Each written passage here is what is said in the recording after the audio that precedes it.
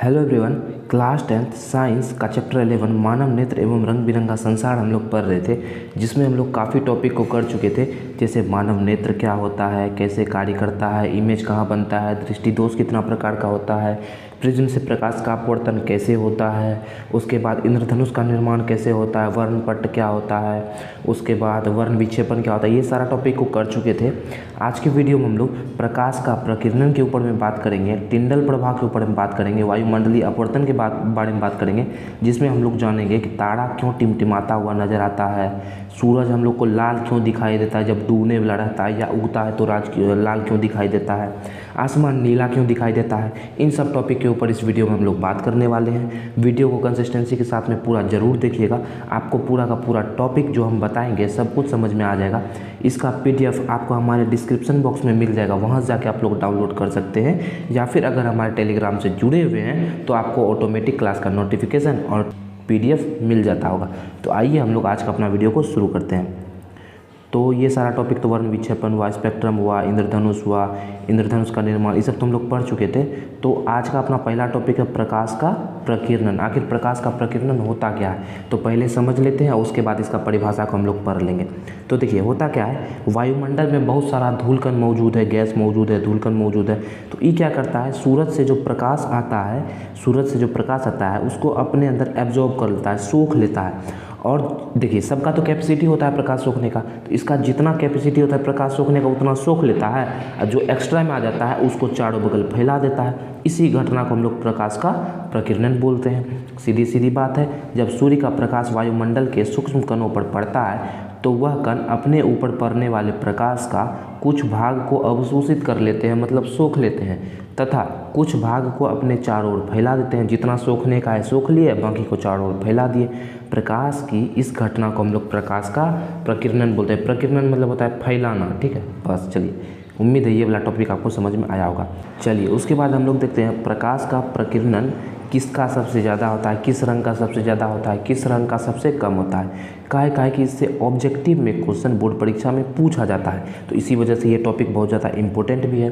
तो देखिए, बैगनी रंग का प्रकीर्णन सबसे ज़्यादा होता है। यदि आपसे परीक्षा में पूछ देगा कि बताओ भैया बैगनी किस रंग का प्रकीर्णन सबसे ज़्यादा होता है, आपको दे देगा बैगनी, दे देगा ब्लू, दे देगा ग्रीन, दे देगा और येलो दे देगा। क्या चीज़ में टिक मारना है, वॉयलेट में मारना है, बैगनी में मारना है, ठीक है। बैगनी का प्रकीर्णन सबसे ज़्यादा होता है, बैगनी को सबसे ज़्यादा कण फैला देता है। तो सबसे कम किसको फैलाता है, तो सबसे कम फैलाता है लाल को। लाल रंग का प्रकीर्णन सबसे कम होता है, जबकि बैगनी रंग का प्रकीर्णन सबसे अधिक होता है, ठीक है। उसके बाद जिस रंग का प्रकीर्णन जितना अधिक होता है उसका तरंगदैर्घ्य उतना ही कम होता है। तो सीधी सीधी बात आप लोग याद रखेंगे, जिसका प्रकीर्णन ज़्यादा उसका तरंगदैर्घ्य कम। जैसे बैगनी रंग का सबसे ज़्यादा प्रकीर्णन होता है तो बैगनी रंग का तरंगदैर्घ्य भी सबसे कम होगा। देखिए हम आपको यहाँ पे डायग्राम बना दिए हैं, यहाँ पर देख पा रहे होंगे आप लोग, यहाँ लिखा हुआ है विबग्योर। जैसे जैसे इधर से इधर को जाएंगे तो क्या होगा, तरंगदैर्घ्य तो ज़्यादा होगा लेकिन प्रकीर्णन कमते जाएगा। जैसे वॉयलेट है, वॉयलेट रंग का तरंगदैर्घ्य सबसे कम होता है और प्रकीर्णन सबसे ज़्यादा होता है। फिर आया इंडिगो, जैसे जैसे इधर जाते जाएंगे ना प्रकीर्णन घटते जाएगा और तरंगदैर्घ्य बढ़ते जाएगा। तो सबसे लास्ट में लाल है, तो लाल रंग का तरंगदैर्घ्य सबसे ज़्यादा होता है, जिसके वजह से इसका प्रकीर्णन सबसे कम होता है, ठीक है। तो ये टॉपिक उम्मीद है समझ में आया होगा आपको, इससे ऑब्जेक्टिव में क्वेश्चन पूछा जाता है। उसके बाद बड़ा ही शानदार क्वेश्चन, ठीक है, आप लोग देख पा रहे होंगे नीला नीला क्वेश्चन भी है। स्वच्छ आकाश का रंग नीला क्यों दिखाई देता है, मतलब आकाश यदि पूरी तरह से साफ हो, बादल बादल नहीं हो उसमें, तो वो हमको नीला दिखाई देता है। ऐसा क्यों होता है, देखिए तो इसका आंसर हम लोग समझने का प्रयास करते हैं। सूर्य का प्रकाश जब वायुमंडल से होकर के गुजरता है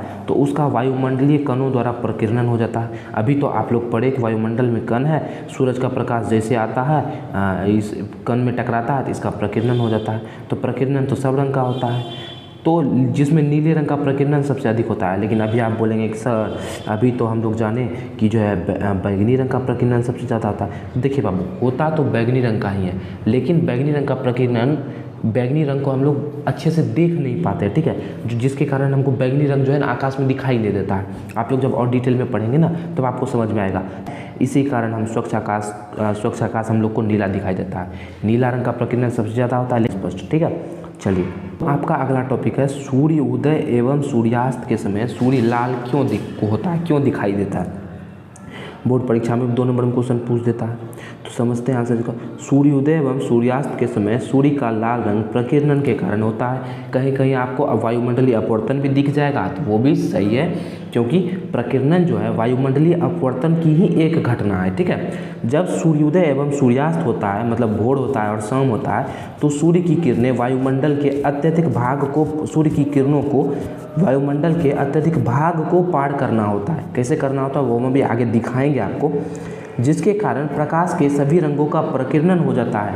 केवल लाल रंग ही बच जाता है जो हमारी आंख तक पहुंचता है। हमको उम्मीद है आपको बिल्कुल नहीं समझ में आया होगा, तो अब समझते हैं इसको अच्छे से। तो देखिए, आप लोग देख पा रहे होंगे, ये तो आपका पृथ्वी का सतह है भैया, और ये है आपका वायुमंडल का सतह। ठीक है, पृथ्वी के चारों बगल वायुमंडल है, तो ये वायुमंडल है।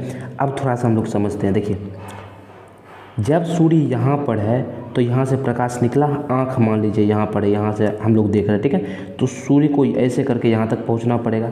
जब सूरज यहाँ पर है तो सूरज को ऐसे करके यहाँ पर पहुँचना पड़ेगा। तो अब आप बताइए, वायुमंडल जब लंबवत होगा सूरज, मतलब सर पे होगा, माथा पर, कपार पर होगा सूरज, तो इतना सा वायुमंडल को उसको पार करना पड़ेगा, आँख तक पहुँच जाएगा। लेकिन जब यहाँ पर है सूरज, तो उसको तो यहाँ वायुमंडल पर एंटर किया, यहाँ तक चलना पड़ेगा, तब ये पहुँचेगा हमारा, तभी हमारे आँख तक पहुँचेगा। तो होता क्या है, हम लोग ये चीज़ तो जानते हैं कि VIBGYOR विबग्योर तो पढ़े हम लोग।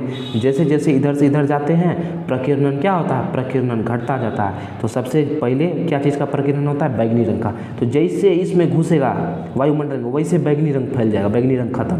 फिर और अंदर आएगा तो इंडिगो फैल जाएगा, और अंदर आएगा तो ब्लू फैल जाएगा, और अंदर आएगा तो ग्रीन फैल जाएगा, और अंदर आएगा तो येलो फैल जाएगा, और अंदर आएगा तो ऑरेंज, और सबसे लास्ट में ख़त्म होता है रेड। ठीक है, तो यहाँ होता क्या है कि ये 4 गो रंग तो फैल जाता है इतना वायुमंडल के अंदर, लेकिन येलो तक आते आते जो है ना, इसका भट्टा बैठ जाता है। वह येलो को जो है कण नहीं फैला पाता, जिसके वजह से जब लंबवत होता है तो हम लोग को येलो दिखाई देता है। लेकिन जैसे जैसे दूर जाते जाता है, सूर्य जो है क्या बोलता है, सूरज जो है ऑरेंज होने लगता है, और लास्ट में क्या होता है, रेड हो जाता है। ठीक है, शुरू में लास्ट में क्या हो जाता है, रेड हो जाता है। तो देखिए, अब हम लोग समझते हैं रेड कैसे होता है।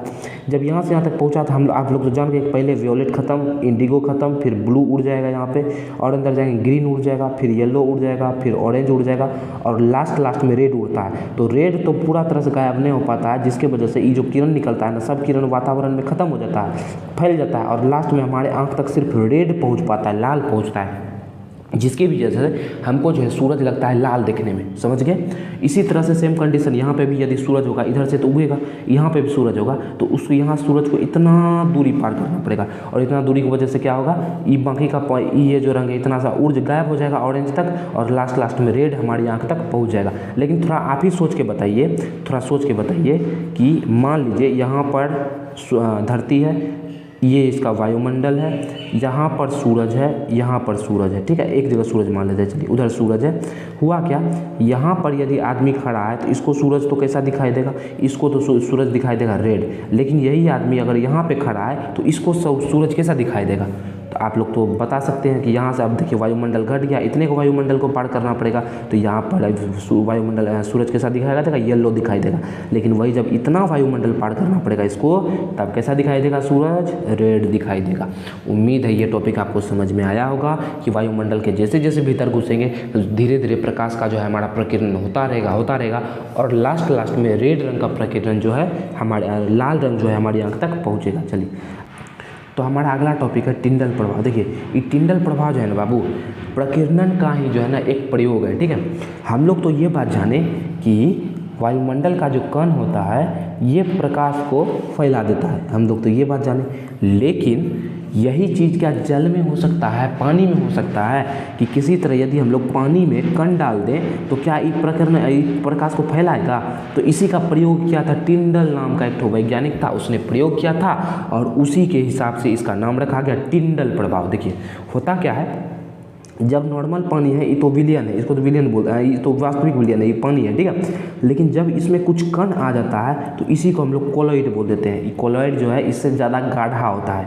ठीक है, इसमें कण दिखता है, सीधी बात समझ जाइए, और इसमें कण नहीं दिखता है। कैसे, अब हम लोग समझेंगे कोलॉइड कैसे बनाएंगे। आप लोग घर पर बना सकते हैं गुरुजी। देखिए, होता क्या है, आपने एक पानी लिया, पानी भर लिया इसमें, और इसमें 2 बूंद डाल दिया दूध का, मिल्क का, तो तो ये जो आपका विलियन बन के तैयार हो गया ना, ये कोलॉइड हो गया। इसमें यदि आप लोग लेज़र लाइट जलाइएगा ना इधर से, तो आपको इधर दिखाई देगा लेज़र लाइट, समझ गए कैसे कैसे इसका रास्ता दिखाई देगा। लेकिन जब पानी से जलाइएगा तो पानी में क्या होगा, शीशा का यहाँ पे दिखेगा, शीशा का यदि वो होगा तो, और इधर दिखेगा, मतलब यहाँ पे दिखेगा। देखिए इसमें भी तो दिख रहा है आपको, यहाँ पे लाइट दिख रहा है, यहाँ पे लाइट दिख रहा है ना। लेकिन यदि कोलॉइड में जलाएंगे तो क्या होगा, इधर से इधर तो दिखेगा ही, साथ में इसका रास्ता भी दिखेगा। तो यही कोलॉइड क्या होता है, इसी को टिंडल प्रभाव बोलते हैं। देखिए जब प्रकाश किसी कोलॉइड माध्यम से होकर गुजरता है तो प्रकाश का प्रकीर्णन हो जाता है। वो तो इसमें भी होता है, लेकिन इसमें कर्ण है तो हम लोग देख नहीं पाते। और प्रकाश का मार्ग हमें दिखाई देने लगता है, किसमें, कोलॉइड विलयन में प्रकाश का रास्ता हम लोग को दिखाई देने लगता है, और इसी घटना को हम लोग टिंडल प्रभाव करते हैं। ऐसा और कब होता है पता है आपको, घना जंगल जब होता है और उसके बीच से सूरज का किरण आता है तो वहाँ पे आपको टिंडल प्रभाव स्पष्ट देखने को मिलेगा, बड़ा गजब हो देखने को मिलेगा। ठीक है, तो उम्मीद है आप लोग टिंडल प्रभाव भी समझ गए होंगे कि पानी में प्रकाश का कण कैसे फैलता है, कैसे उसका रास्ता दिखता है, इसी को हम लोग टिंडल प्रभाव बोलते हैं। इसका PDF आपको हमारे डिस्क्रिप्शन बॉक्स में मिल जाएगा, हम पहले ही बता रखे हैं, वहाँ जाकर आप लोग डाउनलोड कर लीजिएगा। तो कल के वीडियो में हम लोग इसका ऑब्जेक्टिव क्वेश्चन लेकर के आएंगे, और उसके अगले वीडियो में सब्जेक्टिव, उसके बाद ये चैप्टर पूरी तरह से खलास खत्म। उसके बाद हम लोग प्रतिरोध सब पे जाएंगे, उससे भी बहुत ज़्यादा क्वेश्चन बोर्ड परीक्षा में पूछा जाता है। तो अगर आपको वीडियो पसंद आया है तो वीडियो को लाइक कर देंगे। 10th में पढ़ रहे हैं या किसी भी कंपटीशन परीक्षा की तैयारी कर रहे हैं तो हमारे चैनल को सब्सक्राइब कर लेंगे, क्योंकि ऐसी वीडियो हमारे चैनल पे अपलोड होती रहती है। और साथ ही में घंटे के निशान को भी दबा देंगे ताकि आपको डेली नोटिफिकेशन समय पे पहुंच जाए। और शेयर ज़्यादा से ज़्यादा करेंगे, ज़्यादा से ज़्यादा दोस्तों तक पहुँचाएँगे। और वीडियो आपको कैसा लगा उसका कमेंट बॉक्स में कमेंट भी कर देंगे, मज़ा आ गया, कैसा लगा। ठीक है, तो अगले वीडियो में हम लोग ऑब्जेक्टिव लेके आने वाले हैं, तो मिलेंगे आपको अगले वीडियो में ऑब्जेक्टिव के साथ में। तब तक हंसते रहिए, मुस्कुराते रहिए। जय हिंद, जय भारत।